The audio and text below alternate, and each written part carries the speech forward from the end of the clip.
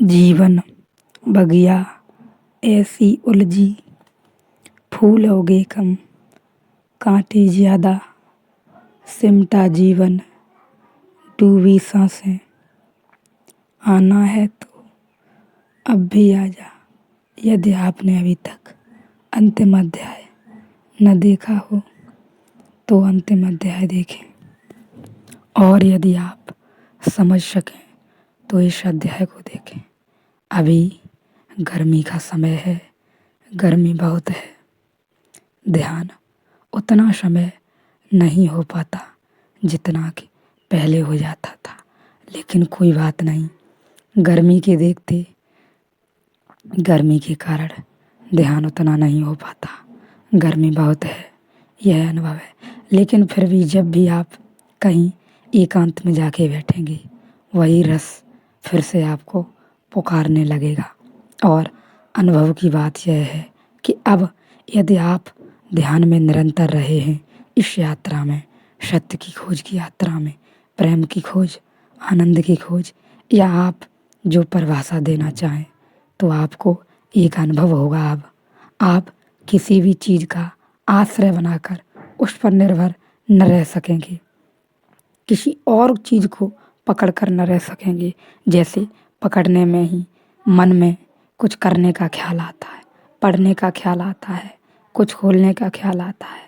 आपकी दुकान है, आपको दुकान खोलने का विचार आता है, आप कुछ और कर रहे हैं, आप कुछ नौकरी कर रहे हैं, तो आप कुछ ही क्षणों में, कुछ ही समय बाद आएंगे कि वो तो कहीं विसर्जित हो गए।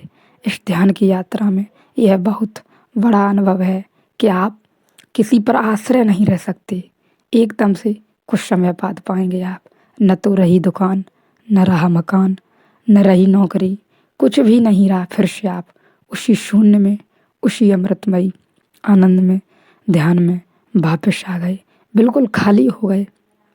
यह अनुभव बहुत ही अच्छा अनुभव है, और ध्यान इतनी गर्मी के चलते धीरे धीरे इसे बनाए रखें, थोड़ा थोड़ा ही सही।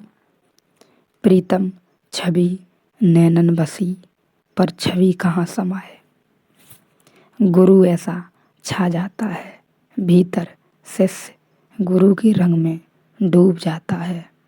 शिष्य गुरु के रंग में रंग जाता है। शिष्य बचता ही नहीं, गुरु ही उससे बोलने लगता है, गुरु ही उसमें नाचने लगता है, गुरु ही उसमें गुनगुनाने लगता है।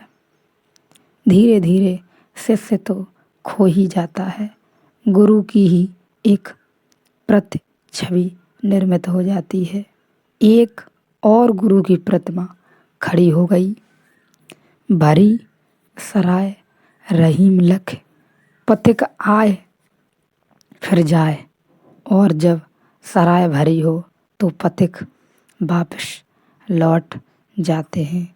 जब तुम्हारा हृदय गुरु से भरा हो तो बहुत से पथिक वापस लौट जाएंगे, जिनको तुमने लाख लाख बार उपाय किया था हटाने का, और ना हटा पाए थे, क्योंकि सराय खाली थी। जिन्होंने तुमने बहुत बार सोचा था किस तरह छुटकारा हो क्रोध से, काम से, लोभ से, कैसे छुटकारा हो। और अगर नहीं हो पाता था, जब तुम भीतर भीतर जाते हो, गुरु से अचानक तुम पाते हो बहुत सी बातें जो छूटती नहीं थी, छूट गईं, बिना चेष्टा के छूट गईं, गिर गईं। भरी सराय रहीम लख, पथिक आप फिर जाए। गुरु के पास होने का अर्थ है मृत्यु के पास होना, मरने की तैयारी चाहिए। अगर गुरु नाराज भी हो तो भी शिष्य जानता है गुरु नाराज तो नहीं हो सकता, ऐसा तो असंभव है, तो यह भी कोई उपाय होगा। गुरजीएफ ऐसा करता था, अपने शिष्यों पर कभी इस तरह पागल होकर नाराज हो जाता था, अकारण, कोई कारण भी समझ में नहीं आता था। बहुत से लोग तो उससे हट जाते थे, लेकिन जो टिके रह गए उनके जीवन में उसने बड़ी क्रांति ला दी।